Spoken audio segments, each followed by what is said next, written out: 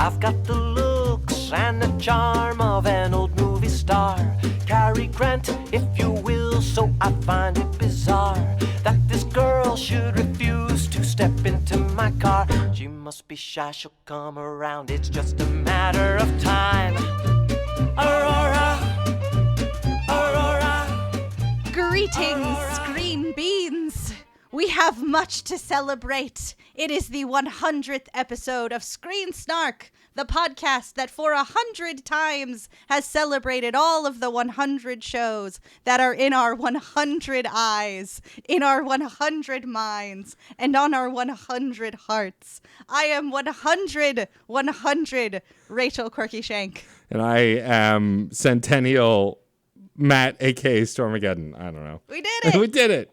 Our bullshit has lasted 100 times. Well, technically, this is the 100th time, so it's 99 times before this. Yeah, but we're doing it now. Well, that's true. We're in it. You can't be back on your bullshit in the past tense. That's true. You make a very good point that I can't argue with. Yeah. Look at me go. Look, I thought this episode was so important that within the 2 weeks between the last episode and this one, I came out as non-binary and pansexual. Hell yeah. I didn't actually do it for the show. Welcome. We share flags now. We do. The funniest thing is Frankie was just like, oh, you just want to be like me. I was like, that's not true. And they're like, yes, it is. But, you know, I mean it's a little true. We should all strive to be more like Frankie. That's true. Frankie rules. Frankly. Be like Frankie. Yes, this is the 100th episode, and you might have noticed that we've rambled a little longer than usual, and that's because we don't actually have a guest with us today. No, the magic of 100 episodes is our guest. That's true. And also, I had a little idea. So We've talked many a time about our lost episode, and in that episode, we talked about the origin of the show, but we on the show have never really done that. And so I thought what would be fun is for Rachel and me to talk a little bit about our media origins, the kinds of things we grew up watching, kind of what made us who we are today, and maybe even talking a little bit about what inspired the show and why we do what we do. Yeah, how did we get here as a couple of non-binary pan disasters? It's true. How did we arrive? How did we arrive at this place? And I think what was really important to want to do this is we always talk with the guests about why we watch what we watch and the things we've watched from our past, and especially when folks bring on older stuff and all of that. But my early media history is really weird because I grew up at a time where there was no streaming, obviously. And when I was a kid, networks like Cartoon Network and Nick at Night and a lot of that stuff was kind of new. That concept of genre TV networks and sitting around watching and binging shows and watching arcs. And now it's that's all people know is watching shows whole hog in season. And it's very interesting to reminisce about a time before all of that. Yeah. Hey, kiddies of the younger millennial and Zoomer generation, you used to have to call cable companies and purchase channels. It's true. If you wanted Discovery or HBO or something, you had to be give me that one. Put it in my... And then we had cable packages that had certain channels, different It was wild. It was weird and wild. I remember the very fun times when channels would do free trials for a few days. Yep. Suddenly Disney Channel would just be there for free and I could just watch a ton of it. Madness. Craziness. Madness. And I thought that a fun thing to talk about first would be not necessarily the first thing we remember really watching, but the strangest early TV show you remember watching as a kid. What I mean is not cartoons or not preschooler TV or any of those any of kiddie shows or movies. I mean adult or typical adult television that you were watching as a child. My example that you watched on purpose. Right. You that went out of your way to watch. Yeah. You didn't just eat a bunch of Equal and try and stay up all night and you were just watching Disney Channel and it was all gargoyles. This sounds like a very specific experience. That you stayed up for 36 hours sitting in your inflatable chair and you just watched so much gargoyles. Holy shit, why would you do that? I mean, Gargoyles is one of the greatest cartoons ever made. Very, very good. Yes. And Gummy Bears also. Also Gummy very Bears good. is also there. It's not as good though. No. Really, I went back and watched the pilot. It's kind of a mess. The theme song slaps, though. That's like the first time I went back and watched the original Thundercats and went, this is not good at all. We were dumb. This was the 80s into the 90s, and we were just using cartoons as long-form commercials for toys. Which I bought all of, and I feel not bad about it one bit. I wish I had all those toys still. Me? Collecting things? I know. As I look in your background of just... stuff. So many Funkos. So much Funko.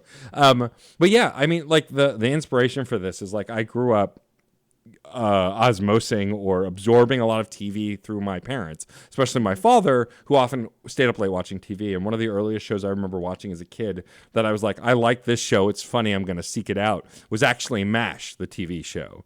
I remember watching that on Nick at Night, really liking Hawkeye, really liking Alan Alda, and being like, this show's funny. I don't know why it's funny, but I like it. I'm entertained by it. Same thing with Mork and Mindy. Like, those two Nick at Night shows, I just remember, like, as a kid, watching them every time they were on. Like, I'd be flipping channels, and if I saw an episode happening, I'd watch it. I don't think I've ever even seen either show in its entire run, but I know I've seen a lot of it.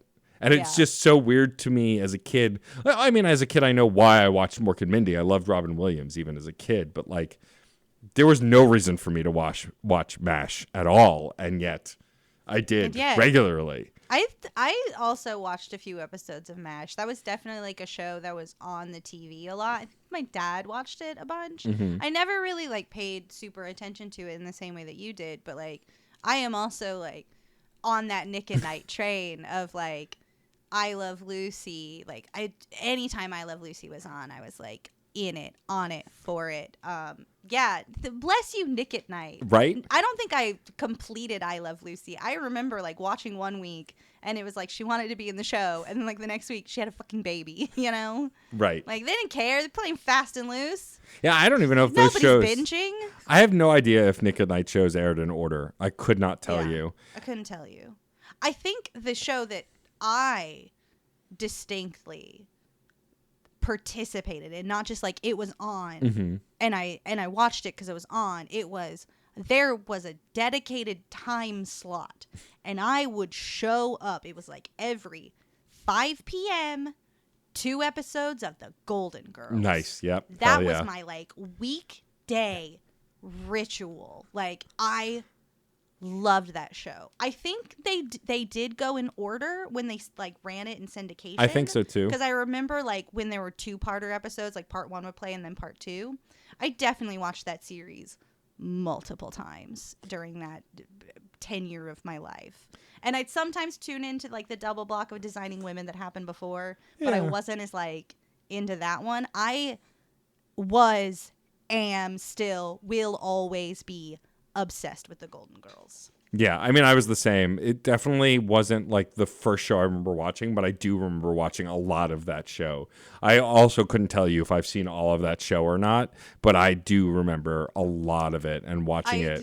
And, like, as a child, knowing who B. Arthur and Betty White were before any of the kids around my age did, like, just because I was so familiar with that show. Yeah, because it was in a block on Lifetime. Mm-hmm.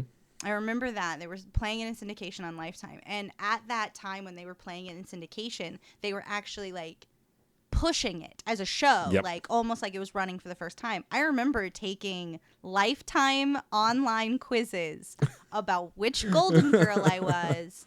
And I got Rose Nyland, and I was so happy. I can see it.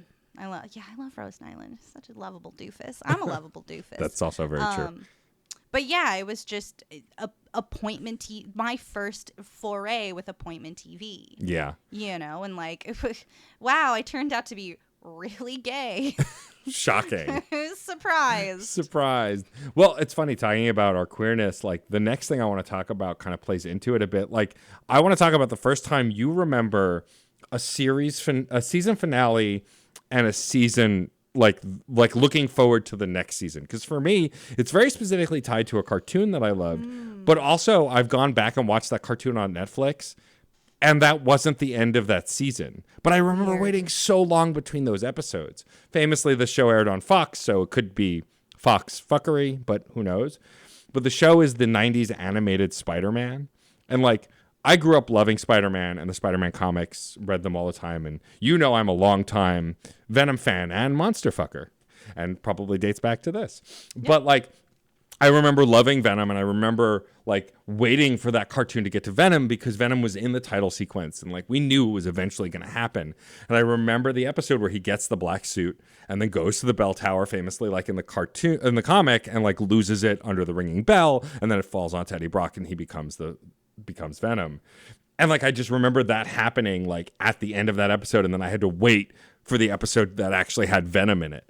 And it felt like forever. And that was the first time I think in my brain I was aware of like season finales and cliffhangers and like two-parters in a way that I was less familiar with as a little kid. Like I just anticipated that episode, and it felt like forever. It could have just been a week or 2 weeks or who knows, since it is in the middle of that season.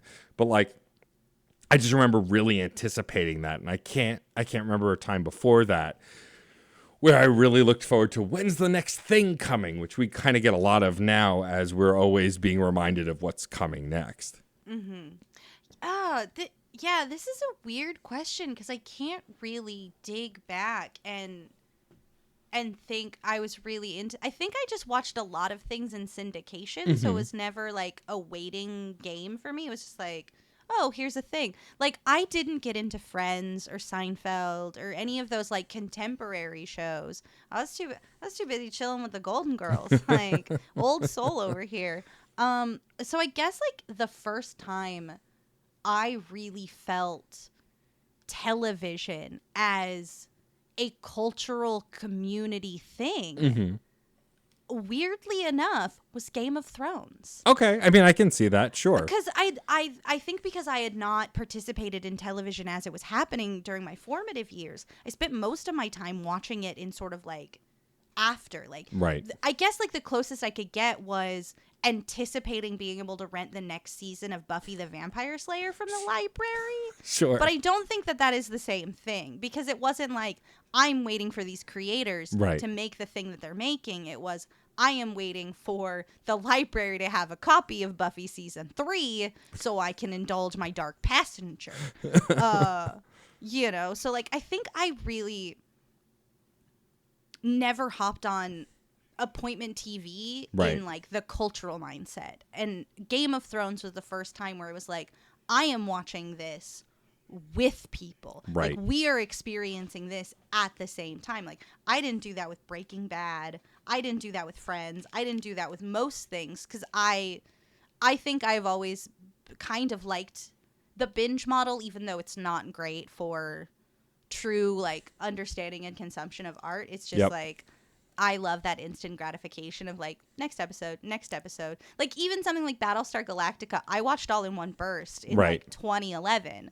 So the first time that like the culture swept me up of a show was Game of Thrones, because it was just so big, and I had like read the first book after the first season came out and was just like, I'm fully immersed in this as a member of this community, So I know that's pretty recent considering, but like that's just kind of how my media consumption has been, and I'm slowly hopping on board with weekly TV because of that. Like that put really good habits in me. Like Game of Thrones might have fizzled into absolute garbage nothing, but it did set the tone for how I'm watching shows now, like Obi-Wan, Ms. Marvel, even The Boys. Like that feeling of like, oh, I'm excited, I'm waiting for the next thing. Like frankly, I think it's a better way to consume these things, because like getting to sit and marinate with what's going on really helps. And I learned that lesson super hard with something like Breaking Bad, where I just didn't get it. I didn't get what everyone was on about with Breaking Bad. It's brilliant. Please don't get me wrong. Like I'm not dissing Breaking Bad. It's just I consumed it in a very like binge fashion, and I think missing out on like the conversation, the speculation, the like having to marinate on like what the fuck this teddy bear's about for like an entire season. It makes a difference, So I think I took media for granted until Game of Thrones came along, and then it took me for granted. I mean, it takes us all for granted, I feel like. The bells. I hate you. Talk about the bells being bad. At least your bells were good. I mean, I think also for me, I watched a lot more TV as a kid because I was watching like Saturday morning cartoons on my own. And like that also was very episodic, week to week, what's going to happen, and I had an awareness of nerd culture since I was stupidly young, like especially comic books, because my dad liked comic books and so did my brother. But like, I think it was different with TV for me than movies. Like movies, I feel like it was much later before I started anticipating movies. Like the first time I really felt I like got emotional in a theater because something had ended was the Lord of the Rings trilogy. I was gonna say, like the other thing was I remember watching The Two Towers, the actors' commentary. Yeah. And the credits are rolling. And, like, Return of the King is about to come out. Yeah. And just, like, I remember John Rhys Davies over the credits in this going, like, you haven't seen anything yet. And, like, my heart was so, like, palpitating. I was so excited for this last movie. I lost my shit in the theater. Yep. Yeah, Lord of the Rings, I think because it was one of the first instances that we lived through where, like, a franchise was releasing over time. Yeah. Well, because also with the Star Wars prequels, it was like they became, as a kid, I think I enjoyed them regardless, but like for sure the zeitgeist was they weren't popular. And I think I was old enough by the time the third one came out, Revenge of the Sith, that I was aware of this is not a great movie. Whereas with the Lord of the Rings movies, like I really loved them. It's why I never watched the Hobbit trilogy, because I watched the first Hobbit movie, was less impressed, wasn't into it, and so I bounced off. And so, but like, there was something about, it was also the first time I think I was really aware of actors and the characters that we were playing. Like, I knew Elijah Wood and I had known like Sir Ian McKellen and all of these actors from other work, but it was the first time I'd really seen them transform in these roles. Around the similar time, also, of course, Ian McKellen was everywhere. He was playing Magneto as well.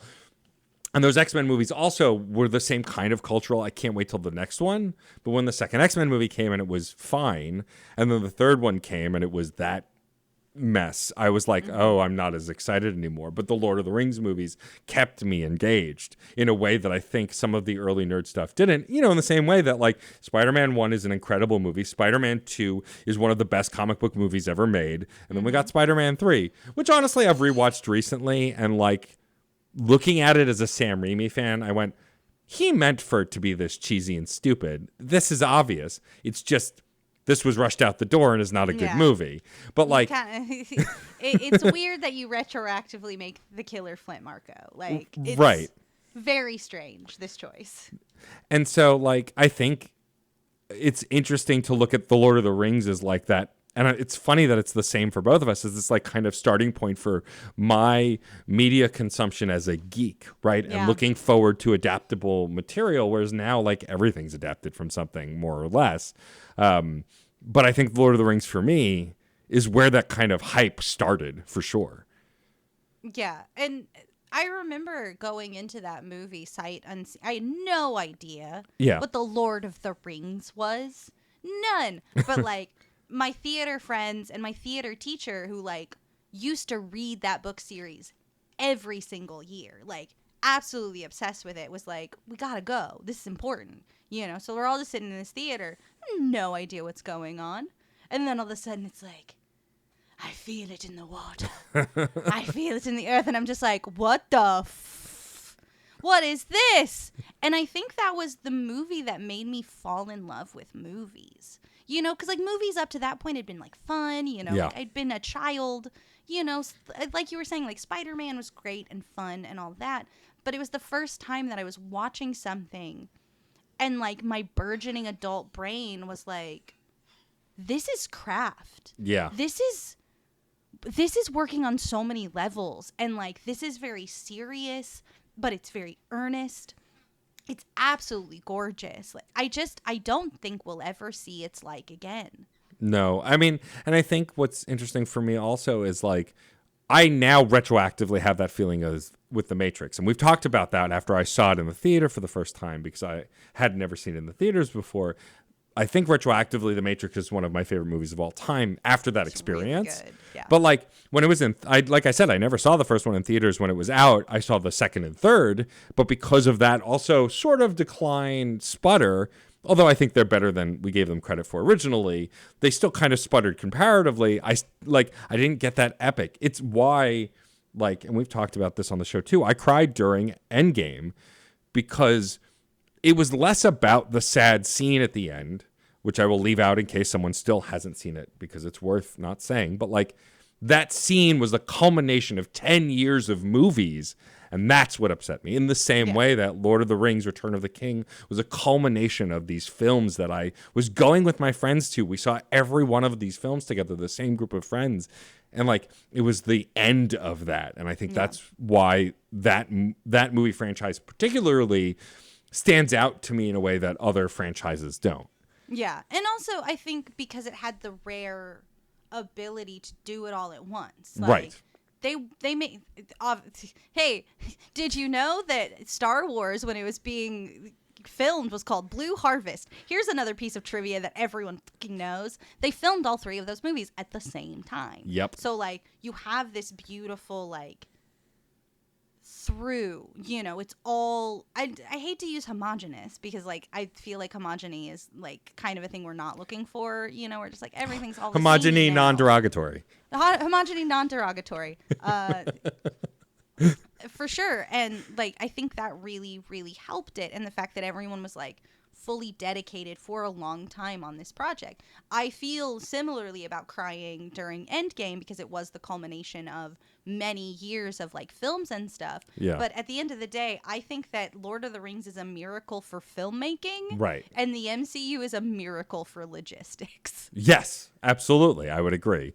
You know, but like, I honestly, like, I haven't anticipated a movie in the same way that I anticipated Return of the King. Like, as much as I love Marvel movies and I love them so much, but I also know that they're gonna be fun.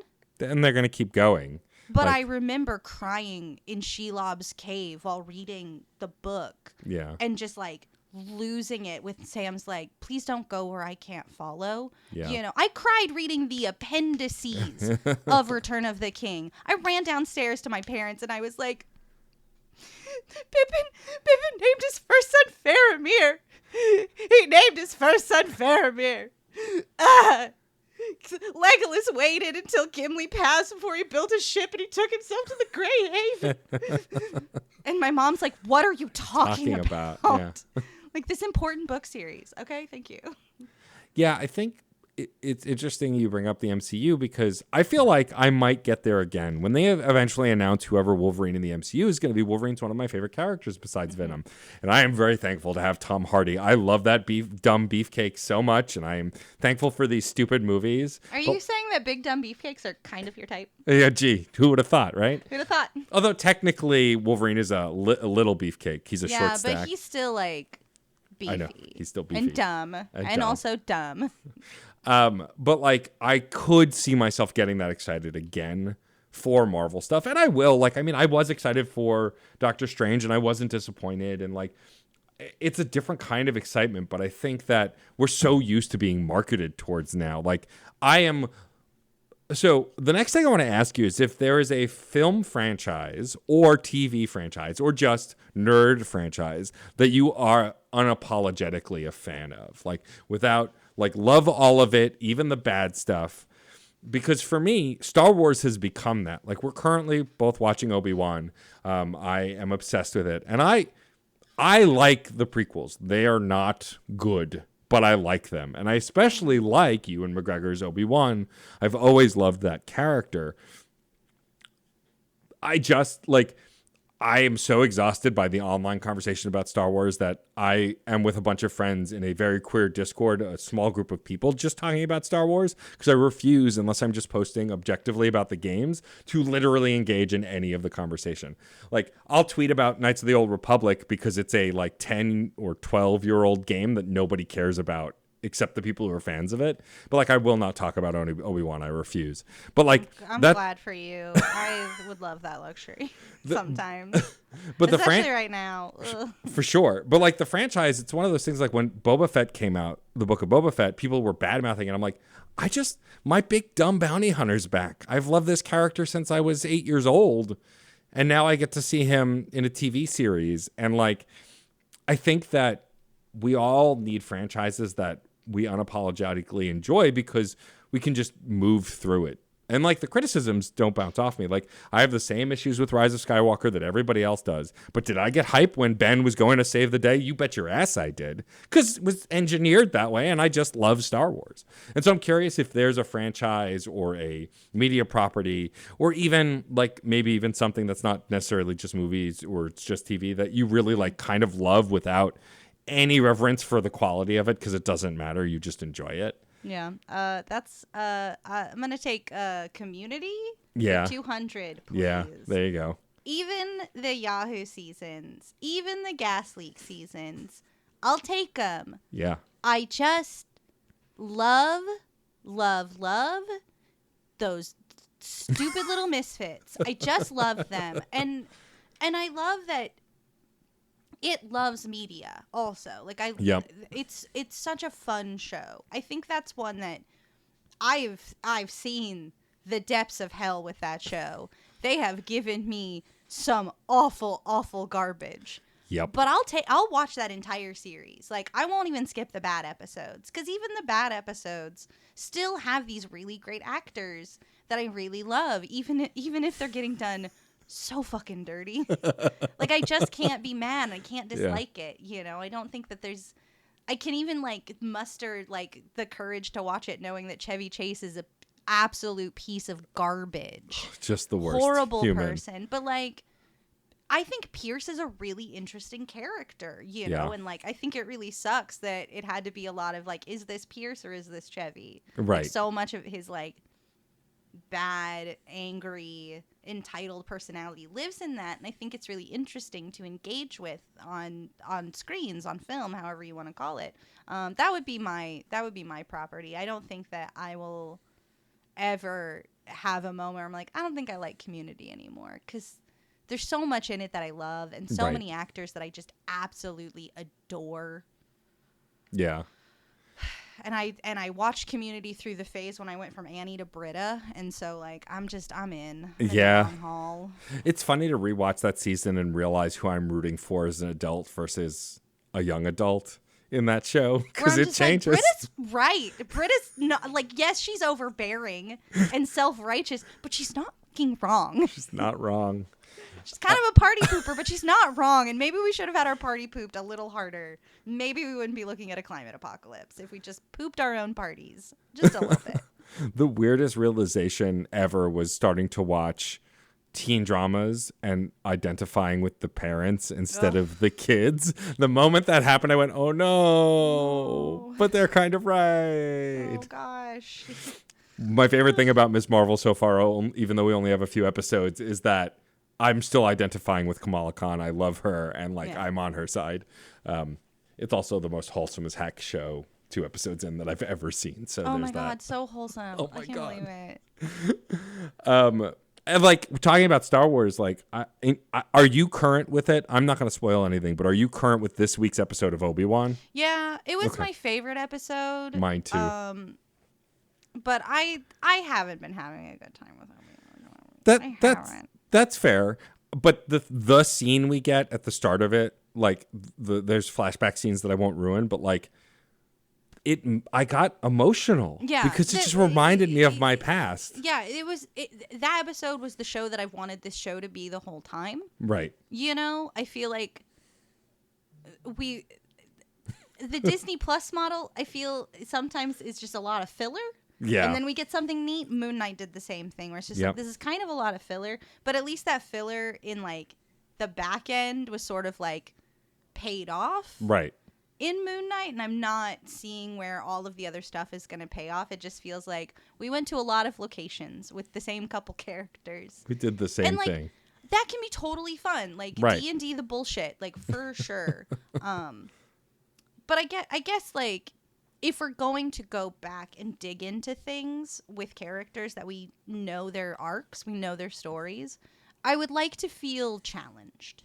Yeah, that I would makes like sense. to see them go through some stuff. And yeah. And Ewan is great. That's all I'll say. Yeah, I mean, he is great. He's still... I could go listen to the Infinity podcast. We're doing weekly breakdowns. Yeah, you are. Help me. I'm curious if they're like, to bring it to the present for a minute. Mm-hmm. Have you seen any movies recently that changed, or TV shows, it could be either or, that have changed your vision of what TV or movies can do? I feel Everything like Everywhere All at Once. right. I feel like the movie answer for both of us is obvious. It's Everything Everywhere All at Once. That's Yeah. a movie that I've now seen twice and still cried in the same spots every time. And like Matrix again is one of those where I realized, oh, you can do this in a movie. And I thought that was I thought The Matrix was the peak of movie making. Like, this is cinema, this is whatever you want to call it. And then that movie came out and I went, oh, there are no rules to making movies. There, like, because up until seeing Everything Everywhere All at Once, there are rules. Like, you have to do certain things. And then that movie proved, no, you literally can do anything and make something incredible. And that's astonishing to me, that we can still get movies like that. Hey, you could do anything, anywhere, all on camera. Ooh, that broke down bad. Just like knowing that creative minds can just like cut loose. Have you seen Swiss Army Man? Not yet, but I know that I need to. Yeah. That's the other Daniel's joint. It's very, very good. But I kind of was feeling that movies were getting a bit of a renaissance at the end of, I want to say, 2019. Whatever year both Knives Out and Parasite came out, because those were two movies that I watched. Yep. That I watched loving them as a person who loves stories, and like I'll just go in and like check off like my brain and be like, I'm watching this movie, I'm fully invested in it. Yep. And those were two movies that like I put my investment in them and they gave me so much back that I was like, right, movies can do this, because we'd sort of been in like, for me personally, because like I don't often take risks at the cinema. I should take more risks, like I should really go and like check out more things. But those were the first times that I was like, okay, I'm going to take a risk, spend my time, invest in this and get so much back. Because before that, it was all like popcorn movies. I love action movies. Like I love when movies are roller coasters. I know like some people are like, movies and roller coasters, they can't be good. And it's like, no, those can be really fun, engaging, and satisfying. But like I still can feel the feelings that I felt watching Parasite. I can still feel the feelings that I felt watching Knives Out. Like those two movies in combination as a comedy / mystery and a horror / like satire, they just like, I started realizing that I love idiosyncratic works that are a strong voice making decisions and a collaborative team supporting that, Yeah, totally. I think that I was a person who likes a lot of franchise movies because I'm a nerd, and that's what, like, I've always been one, and like geek culture has always been marketed towards me, as I was for a long time believed myself to be a cis white male. I've learned some things about myself, but still, being white, a lot of stuff is marketed towards me regardless of my gender. And so like learning that there's more stuff outside the big boom bang of movies was kind of revolutionary over the last few years. I mean, this show has helped, and talking to you and our guests and learning about shows that I would have never heard of before or may never have watched. And I think that is what is one of my favorite things about the inception of this show and why we started doing it. Like, it did start as just a movie show, but it was your idea to broaden it, mostly because you were watching a lot of TV at the time. Yeah. And again, like that, it's, I know people will come down on the idea of like, I can't watch a 2.5 hour movie, but I can watch 6 hours of TV. Right.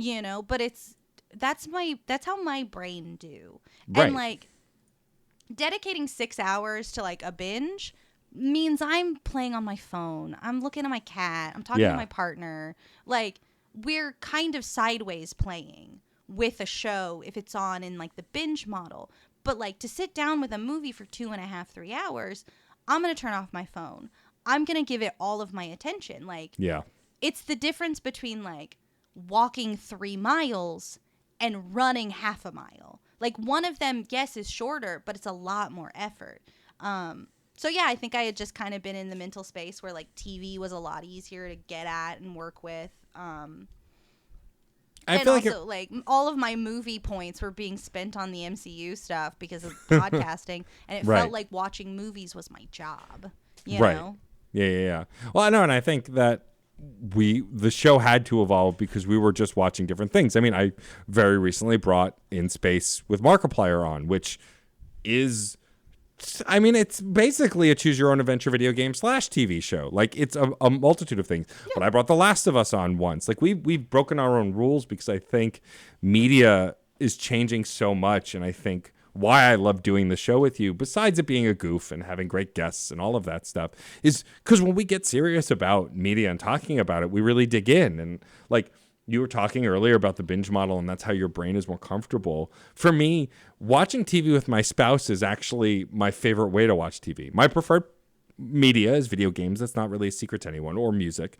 And like, so for me to watch TV, I need a reason to do it. And like, that's why I don't really binge shows. Even shows I really loved, like Disenchantment, its most recent season came out, and I've yet to watch it because it's all on Netflix, and I would have to binge it. And I just don't feel like I want to do that. Yeah. But like, I'm obsessed with all of the Disney Plus shows and all of that stuff because I get to watch them with my partner. We're binging Castle, which I've never seen, and we're still making our way through it. And like, that's more exciting to me because I'm also sharing it with someone. I like watching things by myself, but I spent most of the stuff I watch by myself these days is YouTube. Like, I watch video essayists and like video game folks, and I don't know why my brain is like that, but it is. Like, I'd much rather watch Ant Dude talk about another Kirby game than watch TV on my own for some reason, and I couldn't really tell you why. When I was really like solo watching Outlander, which I sort of petered off with, where I left it, I'm like in the beginning of season 2, great show, I love it. But what I found I was doing was I was watching Outlander by myself and then just telling Jay everything that happened on Outlander. I was like, and then they did this, and this dad is like, you know, and it was like I was making a report of it. And I was like, I just want to share this with you. Like, I love sharing these pieces of art with people. And I think that's why I really like doing this show. I love when we get into discussions, but I also love the communal nature that film and television can take. You know, like getting to hear how someone feels about a piece of media, or like what worked for them or what didn't. And one of my favorite things, and I don't know if you get this from like guests you bring on, where like they want to watch something really special or like something really interesting, and they're like, you know, I just want to make sure that what I watch is good enough. And I have to just like remind them and also remind myself, this isn't entirely about the piece of media that you are watching. It is about your particular experience with that piece of media. I bring fantasy bullshit in all of the time. Some of it I recommend, some of it I absolutely would not recommend. But like, it is about how we as humans reach out and connect with the media. And I think that's why both you and I are like, if I'm going to watch something by myself, it's going to be nothing important or special, or like something that it's like some Mr. Sunday movies bullshit, you know, where it's like but again, even that is like me experiencing media communally. Like Mr. Sunday movies is just like essentially re-explaining the plot and like funny things about Jurassic Park, and I'm reminded about my experience with Jurassic Park, you know, like I watch media criticism when I'm not watching media. Sure. I think I'm broken. I think I'm broken. We're both broken. We're definitely both broken. Help? I think I'm in trouble. But I feel like also I got like one of my favorite moments on the history of this podcast, and no one will ever see it because they can't see it, though they could hear it, is when we recently brought Sam on, and Sam mentioned Owl House, which is not even the show that Sam brought, but mentioned it because you talked about it. Yeah. And she watched it because you talked about it. And you did a lap around your living room because you were really excited. I ran down my hallway. It was great. And Jay was very confused. I had to explain that later. And like, that's my favorite thing, I think, about doing any show where I talk about a thing I love, is because if that then gets someone else to check out the thing, like, I think that's my favorite thing about the show. Or like when we get really interesting conversations, like when we brought Abe on and Abe and you both talked about Justice League, you weren't trying to prove the other one right or even change the other person's mind. No, why you would we do just that? had a conversation about why you loved or didn't love this thing. Yeah. And I don't think there are enough of those healthy conversations online about media, especially video games, but all sorts of stuff. And like, I loved that too. Like, I mean, anyone who knows Abe Goldfarb knows he loves Zack Snyder. He's just a fan. Yeah. And thankfully, he's not like the fans online. He is actually a normal human, but like, well, normal enough. But like, he came on to just talk about this thing he loved. There was never Maybe like not normal, kind. Yeah, exactly. Kind. But he is a kind person who just wanted to talk about a thing he loved. And I think we breed those kinds of conversations, A, because we're goofballs, and B, because we genuinely want to talk about these things. And like, it is never like, we will be the first to say the thing we brought sucks, but we don't curate an environment where the guest will or someone else will. And I appreciate that about this show too. Yeah, and like I love watching trash. I love it. I love it so much. And like I hope Listener, did you know that Rachel likes watching trash? Did you know have that any when they idea? were filming Star Wars, they called it Blue Harvest? Blue Harvest. Rachel likes trash a lot.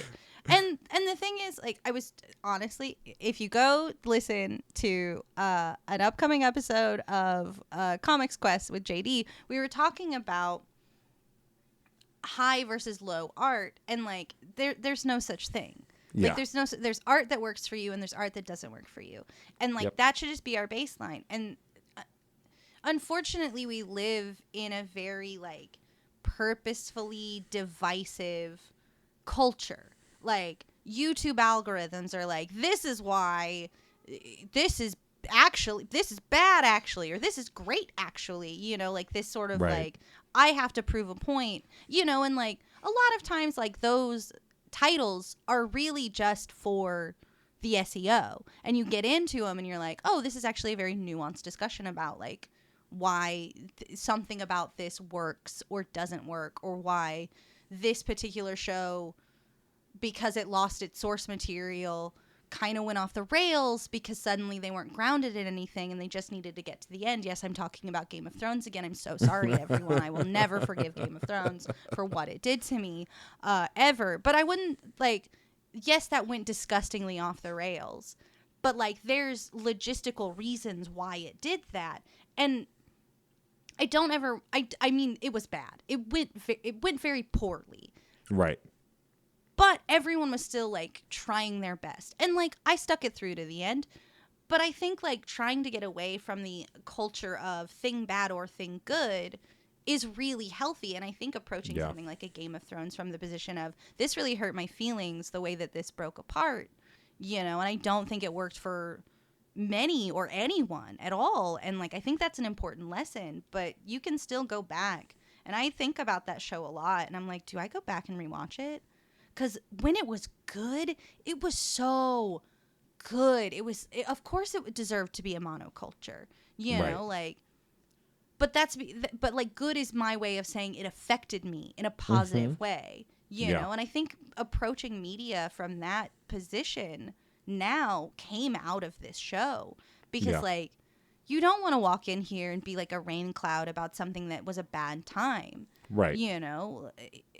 I think we want to like step back from it and be like, okay, let's assess this. Like, what about this didn't work? Right. Why did this like fall flat? Like, why am I liking the Christmas Prince series more than the Snyder Cut? You know, like, why is that how my brain works? Like, what is happening? And what I will say, to go back to the Abe Goldfarb thing, like, I loved getting to talk differing opinions with Abe on that. I think Abe gave me more room to appreciate what was there, and I will forever be grateful for that. Yeah. No, for sure. And I think one of the key things we haven't really talked a lot about is our guests. The reason that we always wanted to have a third chair is because if it was just me and Rachel talking about media, that's fine. And I love this goofball I'm looking at in Zoom. But like, I love you too, bud. But I think having the third chair, especially third chairs that we don't always know or that are like people that we're actually just real life friends with who don't have a thing to promote, we just want to chat with our friends, like gives such dynamic perspectives. And we're always trying to not just bring another straight white dude on the show. We have occasionally, we do from time to time, but the goal is to diversify because the show is already incredibly white and getting differing opinions. And I love even more when people don't agree with us, because then I get to hear what else is out there. I get to learn something. I had this really interesting media experience with the most recent episode of Miss Marvel. I won't spoil it, but there was an event in the show, and they say what it's called, but they don't tell you what it is. Yeah. Because it's not for me. It is made for the culture that it is representing. They already know, so why would they bother to explain it? Correct. And I loved that, because then I Googled it, I learned about it, and now I know what it is. But like, I want more media to do that, because, white culture, whatever the fuck that means, which is nothing, being a straight white person in this country, like they don't explain any of that. It just happens and you're expected to know. And I think more TV should do that. And I think I respect and enjoy more TV that does that. Because if I want to learn something, we live in a world where you can just press a couple buttons and learn about it pretty easily. And I think that like something that's really been standing out to me are shows that are either, if they're paying homage, they're doing it on their own terms, or they're just doing their own thing. On the complete opposite end of the Miss Marvel thing, like I've loved Strange New Worlds, the new Star Trek show. Ooh, I gotta watch that. And like the reason I Discovery is one of my favorite Star Trek shows of all time, because it's doing everything so differently. What I love about Strange New Worlds is it's another take on the original series, but doing it through Anson Mount's view and of Captain Pike. They are paying homage to old stuff while having an incredibly diverse cast, queer cast members, queer crewmates, and like it still looks old, but it's still doing new things. And I love when TV is doing that more than anything else. The newer seasons of Doctor Who have also done that. Not as well as it could, but it is. And like, it's Doctor Who. I know. I unabashedly love Doctor Who. I'm excited for the new Doctor.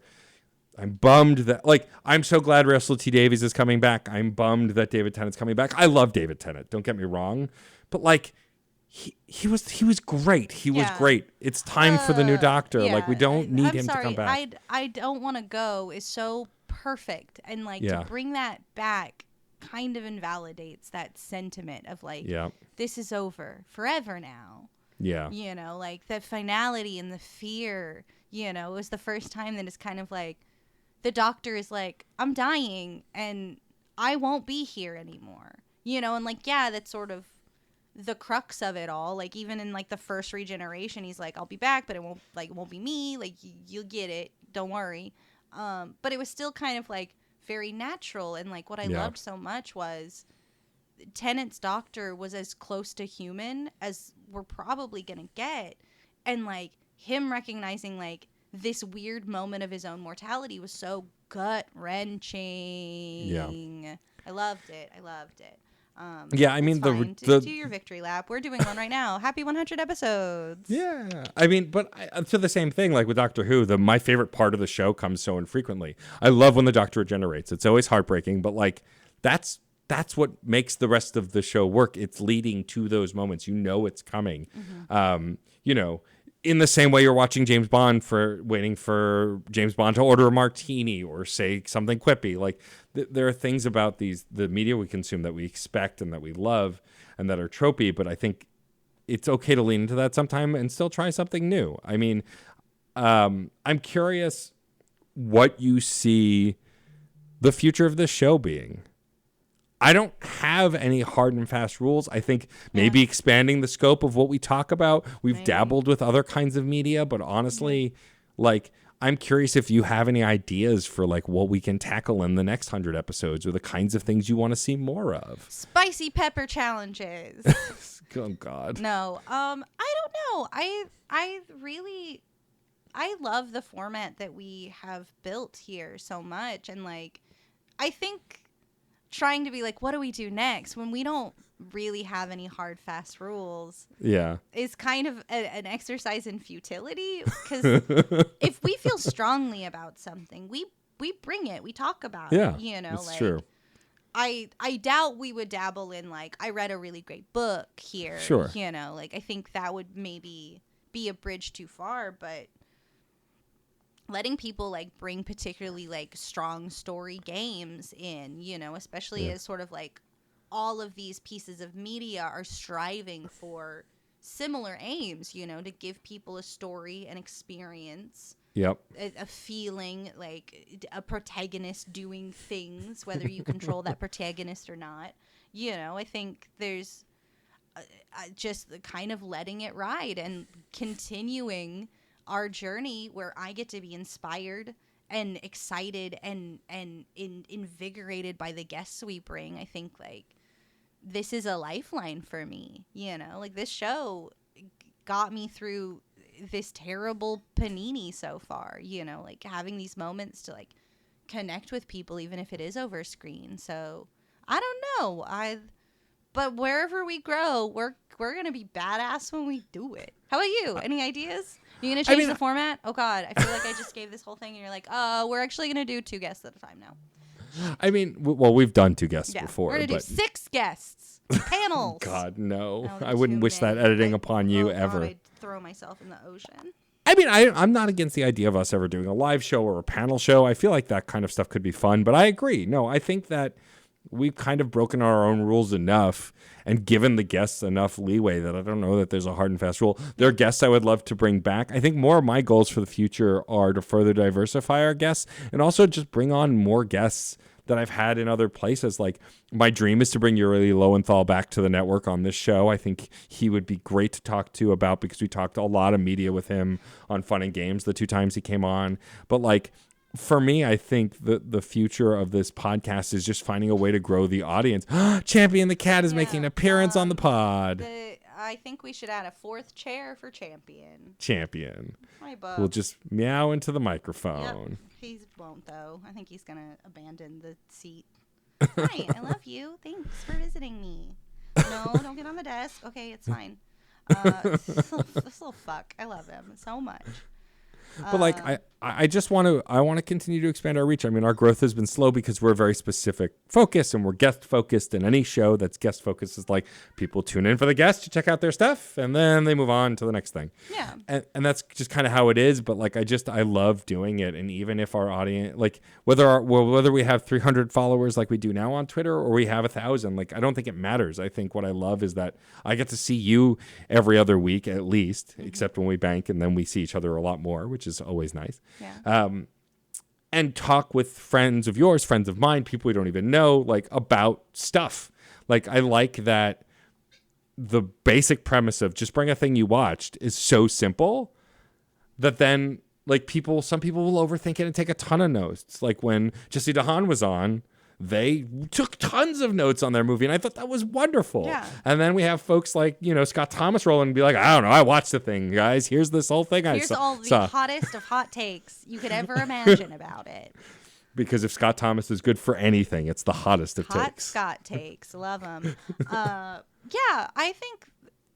definitely think moving to be able to do like live versions of this would be really cool, like booking like the back room of a bar and like having that interaction. I mean, I think that would be super fun to like get a feedback from people. That would be super neat. But I honestly like big dream us moderating a panel at like a con. Like you and me, like mostly you, because you're the best interviewer that I've ever encountered. You're so good at it. You'd think at this point I would have learned a thing or two, but I'm mostly just like butt jokes, fart sounds over here. Like I'm trying to testing my type 5s over here, but like that would be super cool if we got a chance to like sit down with like a team in a live space and sort of like vibe with them for an hour. Be really, really neat. It would be cool. I also like the future of like for example, if we ever can bring on the cast of Night of the Coconut and talk to the entire cast about what they watched or something and do a panel style where they're just talking about the things they've been watching, things like that. Yeah. I say Night of the Coconut because we know our good friend Patrick Willems, but like even bigger than that, bringing on a cast from a movie or a cast from a TV show and like asking them about that kind of stuff would be fun. The cast of The Bludgeoning. The Bludgeoning. Working title. Working movie title. that I'm a part of and working on right now. I'm just really thankful for this space. Yeah. And I think that I still remember when you came to, you said, Matt, I want to do a podcast. I think it's about movies. Let's do a podcast. I have a dumb idea. Would you like to help me? This is how I navigate life. I'm like, I have this Same. idea. You want to do it? And I mean, and that's it really takes the other person being like, yeah, I'll do it. Like calling your bluff. Doesn't yeah. Oh, okay. You wanna? Okay, let's go. I'm like, oh, we're doing it. Yeah. No, it's been such a treat to sit down with so many different human beings and get to experience art through their eyes. Yeah. You I know? can't believe that we've done 100 episodes. Like, it just went so fast. Also, through the panini, it feels like it's been an eternity. So, it's both. I feel like we've done 1,000 episodes in the best way. In the best way. It feels like I've lived 1,000 years.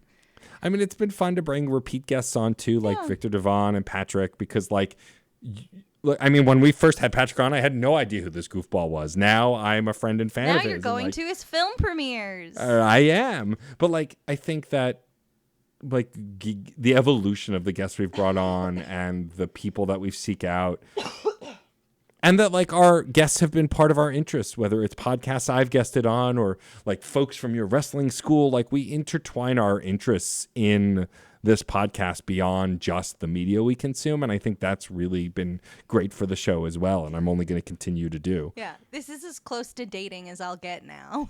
And it's like, do you want to come on my podcast? Yeah, hey. Hi, I think Rachel and I saw you across the bar and we like your vibe. Do you want to come on our podcast? Oh, gross. We're a menace. We are a menace. We're it's a true. menace to society. We are. But I'm proud of us. I'm proud of what we've made 100 of. I'm proud of our bullshit. And you know what? Me too. I'm proud of Case. Wow. Don't ever tell him I said that. I won't. He'll never know. He'll never know. How would he ever know? He doesn't. They'll never know. He definitely. What's he gonna do for the thing? I don't know. Today, who knows? There are no 3-word. I mean, we could give a 3-word review of our podcast. Oh God, should we? I mean, we could. Oh boy. Well, now we have to. Now we can't have just to. I put brought that that down there and not do it. So, okay. I guess I have to go first because I usually go you first. Usually do. Well, is there anything else we wanted to discuss first before we get there, or? I mean, I think. Time? It's hard to know when the dismount is without a guest. Right. We are considering we broke our entire own structure for the 100th episode. Innovating. That's how we innovate. But how else are we gonna pat ourselves on the back for a good podcast? Well done. Exactly. We have to wait for 100 episodes. Otherwise, we just be like, we're so cool. We're so great. Our takes are the best. They are not. They're not. Sometimes they are. I love watching so much garbage. Do not trust my opinions on things. Unless it's the Owl House, which you should all be watching. We should. I failed in that again, but I will watch it soon. I promise. I'll get there. You're gonna lose your I don't marbles think when so. you do. I know. I'm gonna be texting you all the time. Oh my gosh, I'm so excited for it. I mean, we have our usual thank yous, but I think I do want to give a sincere thank you to all of our guests that we've ever had on the show. Every one of you we adore, and we're glad you came on. And any of you are welcome back if you happen to be listening. Yeah. I think that the show. Thank you, Victor. Thank you, Patrick. Thank you, guest number 3. Yeah, good job. Sorry. I knew. I don't remember all of our guests either, No. so I all couldn't. All the do Sams and Jessies and Scotts. We have had multiples The of those. Hanas. Sure. The Hanas. And all the others. But I mean, I think that this show works because we have guests and it's a roundtable format, and that we bring in a third voice. But so thank you to our guests for always wanting to play with us and be goofy. And some talks are really serious and really in depth, and other talks are just goofball nonsense for an hour. And either way, I have just as much fun doing both. And I'm glad that this show has the versatility to do that. Yeah. Thanks so much for being guests that keep us on our best behavior, because Hi, this is what happens when you're not here. This Right? nonsense that we're doing right now, without you, it would just be this. All the time. All the And time. nobody wants that. Heaven help us.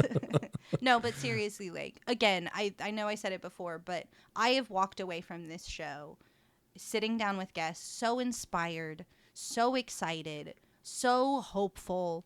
There's not been a moment, like, when I tell a guest that they were a delight to be around, that I wasn't lying, because all of them have brought so much joy into my life, and I hope that they have brought similar amounts of joy to our singular listener.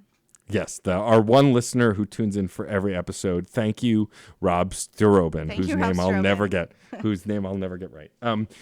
No, but I mean, we'll thank the listeners, of course, later too. But yeah, no, I agree. I think that this their show. I love all of my podcast babies, but there are episodes where I walk away exhausted, or I'm tired, or burned out, and I get that from this show too. But I never regret doing any of the podcasts that I do, including this one. Like, I always walk away going, I'm so glad I got to do that. I'm glad we got to talk to that person, or I learned a new thing, or whatever it is. Yeah, I may have walked into the podcast feeling anxious or angry or worried or whatever, but I've never left this podcast feeling anything other than supreme delight. Same. Absolutely. So with that, thanks for helping with my anxiety podcast. Right, exactly. Thank you for helping. Thank you for helping my mental health. Yeah. And with that, now we're going to sum up our podcast in just 3 words. All right. Matt, if you had to sum up the podcast that we do together bi-weekly on Mondays, called Screen Snark, in just 3 words, and you cannot use screen and you cannot use snark, how would you describe this? Goofy, genius, fun. That I wanted 3 G's, but I crapped out on the 3rd word. Fun. Go fun. Goofy, genius, fun. Goofy, genius, fun. I love that. And so, Rachel, oh boy, if you had to sum up the podcast that we do together bi-weekly on Mondays, called Screen Snark. Without the word screen _snark on Twitter. Snark on Twitter. Right. Without using the word screen or snark in your 3-word review, how would you review this podcast in just 3 words? Cozy, cute conversations. Yeah, you landed it. The 3 C's. 3 C's. If Gafun was gonna pull you out, I'll get the alliteration this time. There you go. Picked it up. This has been a dream to work on a project with you as long as I have. Yeah. We've done other things together, but like this is our thing. This one's I'm the glad one that we did have the most. This is true. We stopped doing those other things. We had to go inside for a while, but this is the indoor activity we could keep doing. Man, how I was so glad that we decided to stop doing it in person well before the pandemic, or we would have been screwed. Yeah, I mean, we would have figured it out. We would have, but like it was so easy. Like, oh, we can't go out anymore. Well, I guess we'll keep recording online. Yeah. Oops. Well, someday we'll go back now I'm to just in like, person. I wish I could go to your house in Brooklyn. I wish you could. I wish I could go there. Someday soon, we will have you and Jay over for dinner. Yeah, in our unfire burned down apartment. And we won't record a single fucking second of it. No, we'll be 4 humans in a room just existing and not recording every word. Not making content out of our lives. Oh man. Well, with that, I think we should thank some folks and get the hell out of here. I am so grateful to have done this for 100 episodes. Rachel, why don't we thank some folks for the 100th time? Yes, I would like to give thanks times 100 to John Presnell for the use of the song Aurora off the album Fair Game featuring Stefan Rimble. I love you times 100 hundreds, actually. So thanks. 100 times of listening to that. And I'm not tired of it. It's a fucking bop. It's a jam. It's a bop. I'm delighted that it's our music. It is our music. And I would like to thank the incredible artist of our show art. That was redundant, but I'm going to stick with it. The incredible Katie Bug. Thank you 100 times and again for creating awesome art depictions of us in the most cartoony way. We adore it. We adore you. And we are happy to have it represent us in the internet space. Times 100. And 100 thank yous to the Certain Point of View Podcast Network for putting up with our nonsense, our bullshit, our chicanery for 100 times now. Just the boundless patience of our limitless bullshit from the Certain Point of View Podcast Network. We love you. You can check out lots of shows. Not 100 shows. I don't think we have 100 shows on the Certain Point Not of even View close. Podcast Not Network. yet. But we've got Comics Quest. We've got Fun and Games. Yes. And, there you go. Come on, you can Men do of one more. Steel. There you go. And, All right. Panelology. That is one. Books That Burn. That's also correct. The Mass Effect one, Reignite. There you go. You got it's called there. the Mass Effect one before I get the title. I'm like, the Mass fine. Effect one. It's not called Mass Effect. But it's something different. I think you guys are doing a different game than Mass Effect at this point, right? Well, we are still doing Mass Effect, but it's Mass Effect Andromeda, which is the first game not in the trilogy. Yes. It is the fourth game in a different galaxy. There's the Real Movie Critic versus the Cine Guy. Correct. Are you just going to keep going? Yeah, I'm going to try and get as many as I can. It's 100 Okay. episodes. I'm not opening Discord. And the Rob Thomas, Not That Rob Thomas podcast. Is that Close. one? Is that? It's the Rob Thomas, no, not that one, Rob cast. Saturday Morning Confidential. Correct. There are still many more. There's and countless others. Yes. Thank you for having us on the network. If you want to check out all the stupid and awesome stuff we're talking about, you can go to certainpv.com and join our Discord server. It has the names of all of our shows if you're curious and you want to check my grade. You can find our 3-word reviews and other people's 3-word reviews on that Discord server. You can also go to certainpov.com to just check out all the shows that Rachel mentioned. Also, go to your podcast platform of choice and consider giving us a rating and a review. It helps other folks find this awesome show. Yep. You can also send us a missive at screensnarkpod@gmail.com or follow us at screen_snark on Twitter as well. Yeah. We'd love to do a mailbag episode. We So would, send us your yeah. cues. We'll give Send you some us your A's cues. for those cues. Yeah.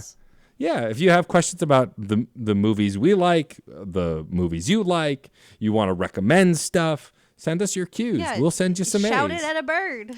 Yeah, and then that bird will come and shout it at And us. that bird will type an email to Exactly. screensnarkpod@gmail.com. And of course, thank you to our incredible listeners. Yeah. The feedback that y'all give us and the just the love you have for the show really means the world to us. The fact that you're there every 2 weeks and listen to us is amazing. Yeah. So thank you for being here. Even if you're just here for the guest or if you're here long term, either way, we love you and we appreciate that you're here. You are literally why we do this show. Otherwise, we'd just be yahoos screaming into the ether. Yeah, and we'd be shouting at birds.